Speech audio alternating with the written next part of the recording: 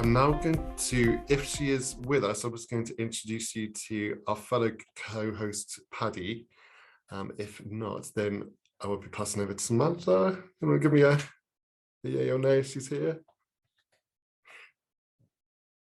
Well, that was a bit of, I'm treating you to a first look, and I'm sure Paddy will be with us a bit later to say hello. So I'll pass it back over to Samantha. Thank you, John. And Samantha, thank you, Samantha.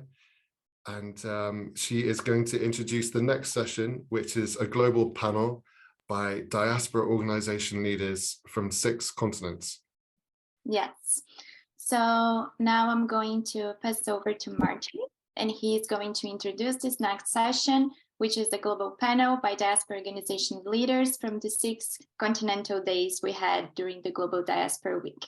Perfect. Thank you, Samantha. First of all, congratulations, Peter, Elnora, IOM. I see Larissa is hiding in the background as well, who's the quiet champion of all things diaspora. So good to see Larissa. So John and Peter, at the beginning, you said we wanted some fireworks. And if you give an Irish person a microphone, you're guaranteed fireworks, right? And particularly when it comes to talking on diaspora engagement. But what's really exciting about this, I think, is when I really began working on this about 10, 15 years ago, and even my family members said to me, what are you working on? And I said the word diaspora. You just get this blank stare. And people would say to me, what's that? And the funniest line I heard was, it sounds like a tablet you take for a headache, right? When you think about the word. But I think what's happened between now and then, and is captured in this room, is that diaspora engagement has gone mainstream and everybody gets it and everybody understands the power and the potential of what we have in front of us. And I think that's actually captured in the panel that we have coming up over the next 30 minutes. And I did say 30 minutes to the panelists. we want to keep this short, sharp, dynamic, insightful. I think each continent has 5 minutes. And rather than listening to this funny and strange Irish accent all day, I think we should get into it and really get things going and discussion. So we're going to go across the 6 continents. And as I say, 5 minutes each. And we do have an incredible lineup of expertise and varying perspectives to really work through. So I think if we can just share the screen, and I'll introduce the speakers. And I learned very quickly when doing online international conferences that it can be a case that we actually mess up names. So I'm going to use first names. It's the oldest trick in the book as we go through. So our panelists from Asia are Bim and Dr. Badri. And we see from Bim served for the United Nations system for over 30 years in 8 countries. So really bringing that global perspective. He's the founder of the Non-Resident Nepali Association that started in 2001 in Moscow and established in 2003. And it's the only global organization of Nepali diaspora serving for more than 6 million Nepalis. And he'll be joined by his colleague, Dr. Badri. If we just quickly move to the next slide, please. And Dr. Badri, as you see from his array of acknowledgements, has an incredible high-level experience. And I think what's really captured in the blend of panelists that we have from Asia is that depth of quality and expertise. DDG spoke about not just, quite often we hear about the financial contributions of diaspora, but actually it's much deeper than that. It's about the connections, the networks, the ideas, and the talent that they bring. So on that note, I will hand over to Bim, if you can unmute yourself. And as I say, I'll do the virtual wave after 4 minutes to let you know that we have a minute left and we'll get things going. So Bim, the floor is yours. Thank you. Good evening to everyone from Kathmandu, Nepal. It's good to be with all of you, all the friends from more than, well, how many participants? We have 80 participants now. Good to talk to you. Well, I think I have been asked to talk about the coordination issue. Coordination is key at all levels of the GDC, from global to country level, to implement its activities. Well, not only implement, but also for the planning and policy, for policy making. And this coordination is very important to have with the government and with the UN agencies, with donors, especially to mobilize resources. Without resources, no activity can be implemented. And also coordination is equally important for the implementation of any project. And this coordination is necessary to go with the government, host government, as well as sometimes at the government of the destination, with the UN agencies definitely, and NGOs and stakeholders. And this coordination we need to do from global to regional and the DOs, I mean, at the country level. When I said coordination, people will have a problem of migration, during migration and legal issues. And when people are somewhere in the country, far away from their home country, the issue is how to bring them back or to give them some legal rights. So that's why I think coordination is, we need to concern with coordination at all levels, from global to country level, and also for the mobilization of resources. I will stop here. Thank you. Thank you, Wim. And if we hand over to Dr. Badri. Dr. Badri. Yes, hello, yes, namaste to everyone. I'm talking from Moscow, Russia. And our association NRNA is actually registered in Nepal, and we are in 85 countries. So let me talk in two themes, that is Expo and the forum. Actually, the forum is the most effective way to organize the discussion of for the advocacy of the different themes, because the diaspora and actually migrants and the refugees are the main forces of the development to the countries where they are located, but actually they are treated not on all in cases they are not treated well. So we have to have different themes like human trafficking, social security of the diasporas, foreign employment, and investment to the host countries, skill and knowledge transfer, and the charity works. There may be another themes like how diaspora organizations can coordination with UN and the national and international organizations. So the forum is really must be the really most important part for the diaspora organization, as well as the expo. The expo, forum, festival, and the awards, if we'll do it in a same day, or if we'll do in the combined way, it will be more interrelated and more effective. It must be cost effective, time effective, and productive also. And the expo, it will be based, of course, if it will be in person. And sometimes we can do in the online also, but in person will be the very important. And it allows people and the organization to celebrate the achievement, to showcase what they had did, and also the conversation among the organization. And of course, they can share their experience in Expo and the forums. So, and also the great opportunity to raise voices for the awareness of the migrants and the refugees. Of course, and the festivals, awards in this Expo, if we could do, then it must be very, very effective. Thank you very much. I think I did in my 2 minutes. Perfect. I love it, Dr. Badri. You know, this is incredibly efficient. This is coming from an academic, you know, who we talk forever and usually don't say that much. You know, so what excites me about the session that we've had so far is to learn about the different activities. And I think Dr. Badri, Bim kind of echoes something that I learned quite early in my research, was, you know, the measure of your power in the connected age is connectedness. And the more that when we talk about doing these things online, but we say about networks now, they're high tech and high touch. And quite often we forget the high touch piece. And I think finding that blend is important. So thank you to our colleagues from Asia. And now we zoom, pardon the pun, to Africa. And we'll be joined by Marana. And Marana is the Executive Director for Programs of ADEPT, the Africa Euro Diaspora Development Platform. She joined the organization in 2019, and she's worked on projects for the European Commission, GIZ, Swiss Development Corporation, World Bank, IFID, and many others. And I've had the pleasure of listening and learning from Marana for many years. So Marana, the floor is yours, and we look forward to hearing your reflections on some of the key activities. Thank you so much, Russell. Do you hear me? All good. We do. Well, thank you. So regarding Academy, the topic sparked the interest of the African leaders.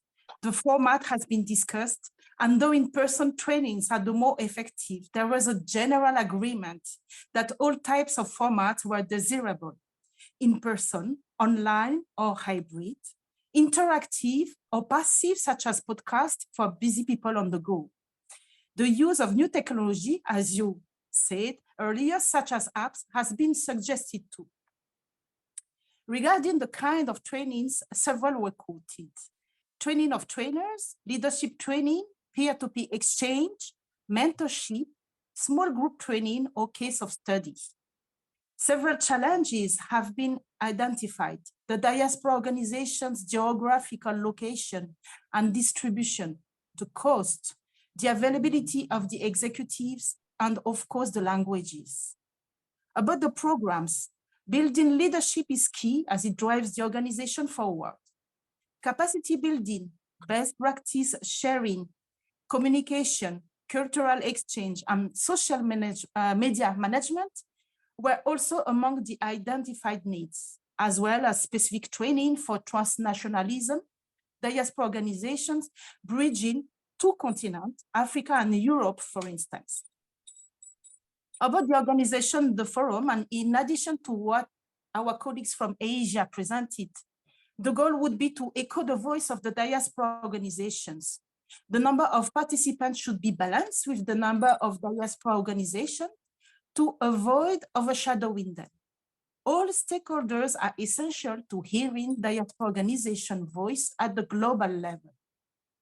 There was a consensus that the forum should be divided by topics: education, health sector, for instance, refugees fleeing war zones, fundraising, and it can be divided by continent if necessary.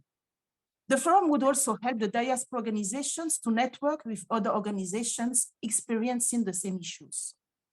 The impact can be measured then by collecting feedback from the advocacy recipients, by sharing feedback, success stories, and improvements at the diaspora organization levels, or by measuring the attainment of the goal of the forum, which can be a roadmap or an action plan. Thank you so much. I will stop here. Thank you, Russell. Thank you, Marana. And I particularly like the point that you made about leadership, because quite often, sometimes we take diaspora organizations for granted and we forget to invest in the leadership of those organizations to put them forward. So thank you for flagging that, because I think it's critically important. And quite often it's kind of one of the three key elements of success in diaspora engagement. We talk about having a great case, powerfully articulated, that transforms into a cause. It's about having constituencies of support, and then it's about leadership. So thank you for really focusing on that. And on that point, we move to Europe. And interestingly enough, and Peter, I don't know if Peter remembers this, but where I actually met Peter for the first time was at an event hosted by the colleague that you see on screen, Russell Dalgleish for the Scottish Business Network in London. So Russell, this is all your fault in many ways. So Russell is a very dear friend of mine. I've had the pleasure of learning from him for many years. And Russell is the founding manager partner of the advisory group Exalta Capital Partners and founding chair of the Scottish Business Network, which is a global network supporting Scottish business leaders achieve international success. And he'll be joined by Catalina. And Catalina has been doing some really interesting work with the Diaspora Initiative. And she's affiliated with the University of Freiburg as a doctoral candidate in European Studies and International Relations, focusing on the role of national and international actors in conflict resolution, which is a topic very close to my heart, because the role of diasporas in conflict transformation was the title of my PhD many years ago. So she founded the Diaspora Initiative in 2018 and has dedicated herself since to researching migration immigration, civil society, and good governance issues. She diligently conducts the association's overarching strategy of engagement with institutions, academia, international organizations, and civil society. So Russell, we'll begin with you. The floor is yours, and always good to hear from you, my friend. Thank you very much, Martin. In addition to the subjects you can see on the PowerPoint slide, we looked in depth at fair and festival. So if I could just cover the key findings from our discussion. Both the Diaspora Festival and Fair were seen as positives, as not only a way to bring together the diaspora community, but also as a method to explain the benefits of diaspora to our potential stakeholders. Very much Festival and Fair were seen as ways to bring diaspora to life, as well as to educate on the benefits of diaspora engagement. We recognise that Europe, with access to capital, experience, and capability in the organisation of global conferences, was a great location to take as a lead, perhaps as a pilot. To succeed, we felt it was best to start small, initially perhaps with regional events, online events, or specifically focused on one particular part that we wanted to share as a festival. We also recognise that as a diaspora organisation, we have many members of our community with particular skills that could be useful. So I'm calling you today from Edinburgh. So Edinburgh in Scotland is the home to the world's largest arts festival. So we have a plethora of experience about how to deliver festivals with global significance. We also felt that it was important to be clear on the goals that we wanted to achieve from the festival or from the fair, to line these up to make sure that at all times that's what was delivered. The final point I would like to make is one that I regularly repeat when I speak about diaspora, and that is that a diaspora organisation is separate from a government. And I think that's actually a strength for what we bring, because then we're separate from the political leanings of any particular government at that time. And I would urge everyone to consider that when we plan the first festivals and fairs. Thank you. Very well said, Russell. Thank you. And Catalina, the floor is yours. Thank you. Good morning, good afternoon, and good evening from Switzerland. And it is my pleasure to take you on a short journey today. Just a few minutes journey, because in the next minutes, we will enter in some of the big questions that have been raised during the coordination activity. If there is one thing we should all take away from these exchanges, is precisely their very essence. As they are granular, they can be replicated, and most importantly, they are grassroots. The first point on the agenda is ensuring the participation of DOs in national, continental, and global activities. In this instance, the GDC will connect stakeholders and foster the capacity of DOs to participate in these very activities. The second point refers to the platform where DOs can state their needs.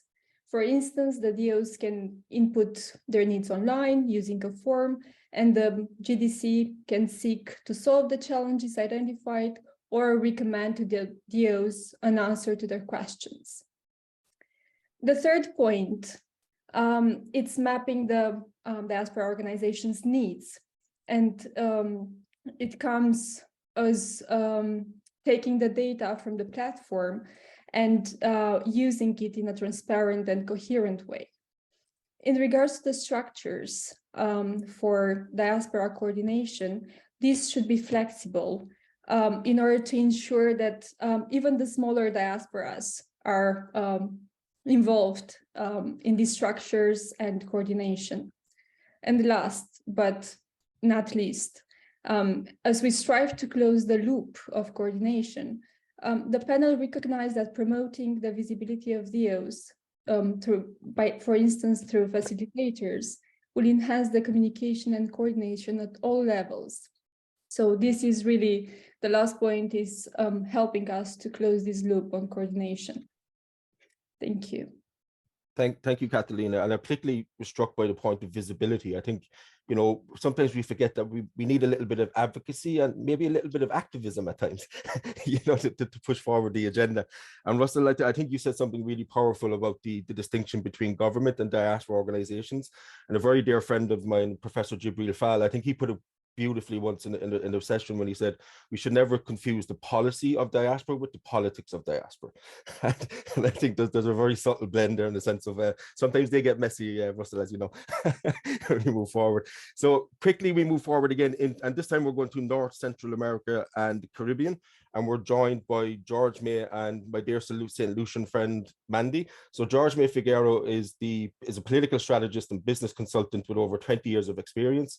She's an extensive background in planning and managing cross-functional business operations and government projects, specifically in Haiti. As a seasoned professional, George May has served as a consultant to several boards and held several conferences representing the Haitian government and diaspora. And she's joined by Mandy Prevel Finley. If we just go to the next slide, thank you. Mandy is, apart from being a very close friend, she's a development facilitator, coach and mentor, and community collaborator who lives in London. She has co-founded the community group Beyond Iola with her husband, Marlon Finley, which is a diaspora-focused organization that identifies, amplifies, and celebrates the brilliance of the diaspora connected to her native St. Lucia and globally. And I have to say, she is without question the most passionate ambassador of St. Lucia I've ever met. So George, maybe we'll begin with you and then we'll hand over to Mandy. George, the floor is yours. Hi, greetings to everyone. It's a pleasure to be here with you. I'm going to basically, we had a very passionate discussion at our session about the 7 activities, and I will be talking about the coordination. Based on our discussion, we felt that diaspora-led coordination would be very, very instrumental in putting together all groups and from different parts of the world to communicate and also share their lesson learned and also their various experience. Then also coordination will bring, of course, all the diaspora organizations together to, like I said, to share their lesson learned. And communication is also, we found, to be a key and important factor for the success of any coordination. I will pass it on to my co-panelists to talk about the expo and awards. Thank you, George May. Mandy, the floor is yours. Thank you, Martin. Thank you, George May. Hello, everyone. We spoke about the Expo and awards in terms of GDC and what they can do to help the diaspora expand and express itself. We believe that the Expo is an excellent opportunity for diaspora organizations to show what they're all about and things that they're passionate about. It's an event that should be led by diaspora organizations and could be themed according to interests and things that the diaspora think are pertinent to them. Whether we use themes from the Global Compact for Migration or the Sustainable Development Goals or things that are personally resounding with them, each event should be themed and focused on a particular area of development.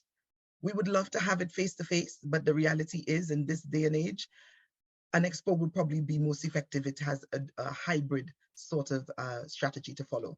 So if we can follow from continent to continent, bringing people together, whether it's to do with climate change, with the female agenda, with health, all of this should be allowed, everyone should be allowed to experience the different things that diaspora are interested in.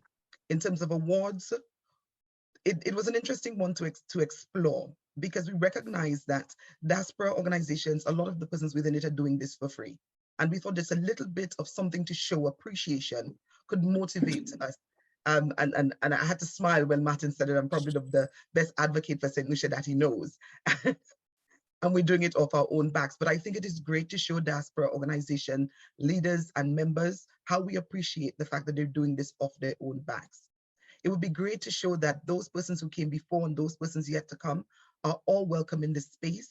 And I think an intergenerational approach, ensuring that both the young and the old are awarded and rewarded, and for their achievements would be a fantastic way for the awards to be developed. I envisage something along the Oscars of who's great at, innovation and implementing crisis management on a shoestring budget.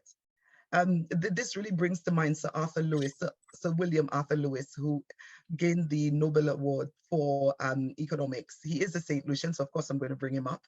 And his idea of poverty, the way out of poverty being through education, has resounded across the world.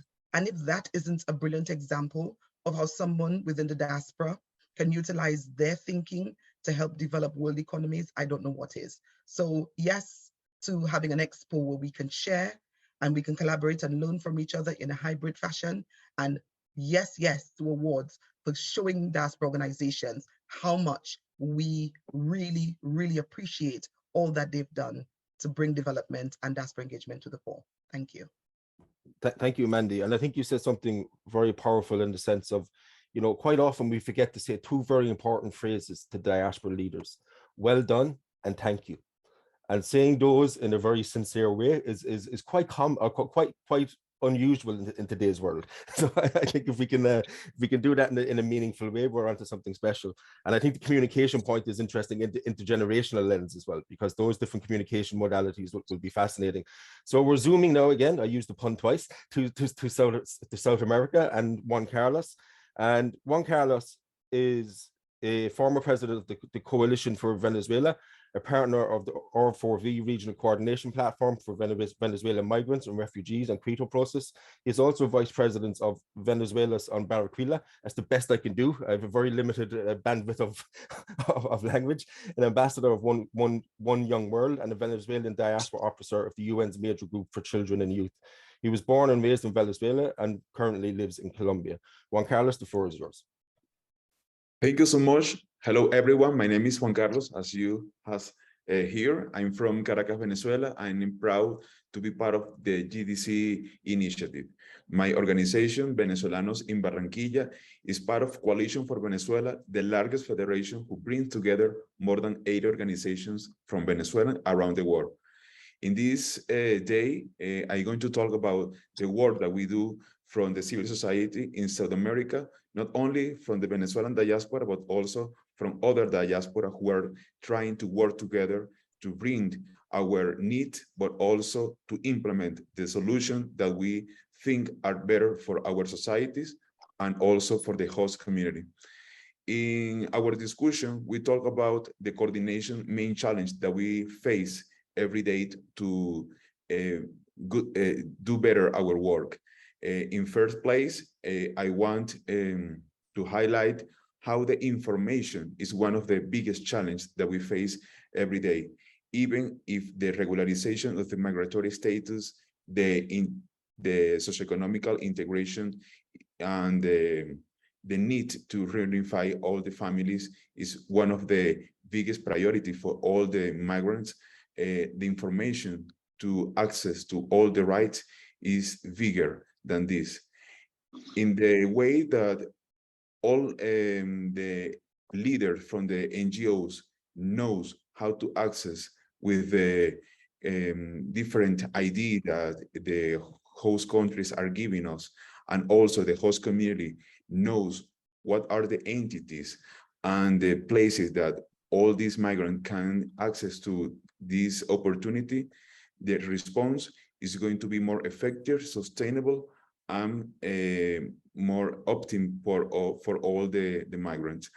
We also have discussed during our meeting that one of the main challenges is to access to fund opportunities where coordination can be do better for local authorities, for the international NGOs, and also for civil society, in the way that all the NGOs and the smaller NGOs, like those led by refugees, by migrants, by people in human mobility situation, can access to fund opportunity. We're going to implement our initiative for being more effective in the response that all the community needs. And also, we have discussed about the need to strengthen the capacity building of the leader of this organization, teaching them how to access, how to apply, how to work together in the localization agenda, as mentioned in the first part of this meeting by the DG Ugochi Daniels. I think that in the way that GDC can show to the world what are the contributions of the migration, our world is going to be better. We need to be part of United Nations, European Union, OAS, and other regional mechanisms in a permanent and also in a regular way in order to have a regular access, a formal access to share our views, to share our thought, to share our work, and to look for make better advocacy for public policies to all our fellow migrants. And we have talked about also make more activities together as diaspora in South America.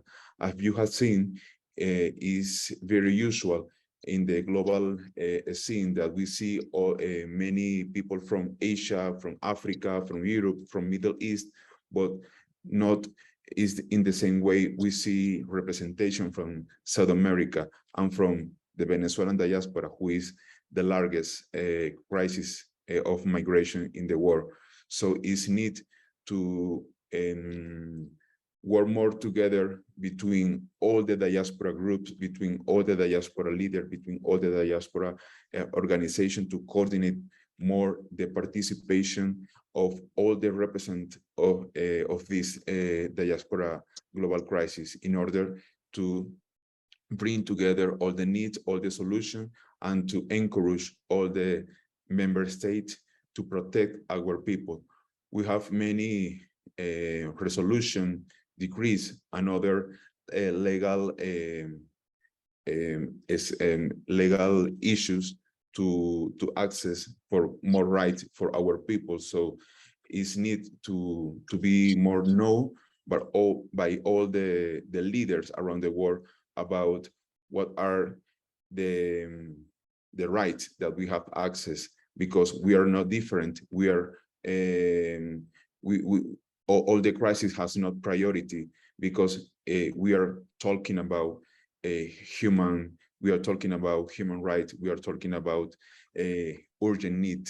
So I'm very proud to hear all the work that are doing in Asia, in Europe, in Oceania, in all the continents, but South America has also more to share and has also a lot to learn from all of you.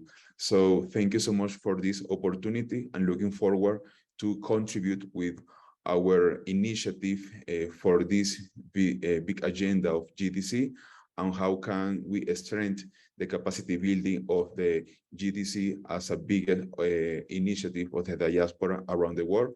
And in the next year, look back about what is the work that we have done in the last year, and be more structured, be more organized, be more also complemented by other diaspora group who can work together with us. Yeah, this is my topic for the moment. Thank you so much. Perfect. Thank you, Juan Carlos. And I think you're touching on something that's fascinating, that always fascinated me about diaspora engagement, in the sense of, on one level, it's actually non-competitive when you think about it, right? Because different diaspora organizations can talk to each other, they can share with each other. So I think that's a hidden power that sometimes we forget to really unlock. And I want to thank you for bringing up a really important issue, and that's funding. Because but what's most important, sometimes we have a lot of these discussions, but I learned very, very early in my life that money is the lifeblood of organizations. So I think we really need to zone in that question of funding as well as we move forward, to really think about the sustainability, not just of diaspora organizations, but also of GDC. So thank you for bringing that up. And last but not least, we're now heading to Oceania, and we're heading to, again, somebody that I have to say a huge thank you to, Emma Voetti, because when we were doing some work on the Fijian diaspora, she was the champion for us. She always showed up. So Emma Torre-Veretti is the president of the Pacific Islands Council of Queensland. She currently represents Australia Pacific Diaspora in regional civil society organisation dialogues and the Pacific Australia Labour Mobility Scheme. She has also represented the Pacific Diaspora in national diaspora networks. So Emma, first of all, it's good to see you again, and the floor is yours. Thank you. And then I agree with you around the terminology of diaspora here in Oceania. It's quite a new term. We are trying to get people to understand. On the focus areas that I've been asked to speak on, the Oceania discussions focused on those three key points that you can see there. But I would like to, from the outset, in terms of FAIR, our group thought that it was important to bring in the business diaspora. And what's happening is we're focusing on the communities and we're leaving out the business. And it's quite important that if we're looking at the marketplace and setting up a global fair for diaspora, it is important to bring in our diaspora business people, because there are numerous businesses that are currently run by diaspora businesses. The other thing that's important to mention is, I think when we were talking about FAIR, it was equally important to have some form of support for emerging entrepreneurs. And the discussion around mentorship was important when you were trying to organize a fair, to have opportunities for young business people who would like to be part of the sector. And for GDC, important to try and work out the logistics, because they're humongous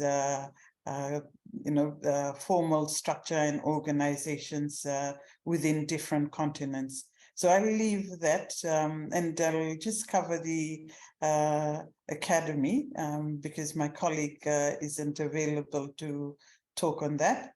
The 3 points that came out was the importance of the different realities for the various jurisdictions in academia. Here in Australia, we know that those jurisdictions are quite demarcated, so it's important that the GDC looks at that, because when you're talking about academia it's important to look at that. We also, and I think the second point around looking at the gaps to avoid duplication, we can see that that goes right across all the thematic points that we have talked about. And one of the things that came out in our group was ensuring that we do not duplicate what is already currently done. So I think it's important that we look at and probably a possibility of working out what's out there, what's working well, and look at the gaps that the diaspora and GDC can probably help our diaspora organizations and communities.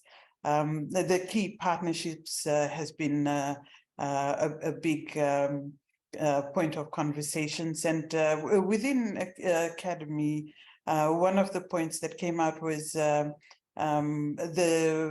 importance of looking at some of the qualifications that are not accepted in certain universities, and that's been an issue for some of our diaspora organizations and community members. I will stop there because I know that we've been given, and that's my cue. I better stop.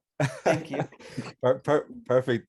Thank you, Emma. And You know, I think what we've heard now, and I think what's really interesting, I see a lot of comments in the chat as well about the great work that different organizations are doing. And I see some friends on the call as well, like Mark Cosmo at the Global Albanian Foundation. You know, I think what's really interesting, at least what's coming across to me in the different continental interventions is, you know, we're on the cusp of something really special. And part of it is going to be a little bit of hard work of the coordination, of the fundraising, of the technical aspects, and how do we move that forward. But I think, you know, what I would like to close with is a message from my end, is something that was said to me quite early on in my life and my career, is that opportunities come to pass, not pause. So I think we're at the cusp of an opportunity here. And I think the 7 activities that the GDC are really kind of putting together are the transition point now, about how we go from those discussions and that contextual setting and getting people together to build that network and to build that power. Because let's be honest, if we want to drive this forward, power is important. We should never be afraid of saying that. And diasporas have power. And I think what we have now through the 7 activities is the vision and the practical implementation to move forward. And that will be not just to the benefit of the diaspora organizations, but I think to the benefit of the governments that we'll be working with the private sector that we will be working with, the different stakeholders that we talked about. And most importantly, it will be for the betterment of the world. And I think the world needs it a little bit right now. So on that point, I'll close. I want to say thank you to the panelists. I learned. It was fascinating to hear the different perspectives. And now I'll hand back to John to take us to the next session. So thank you for your time and attention.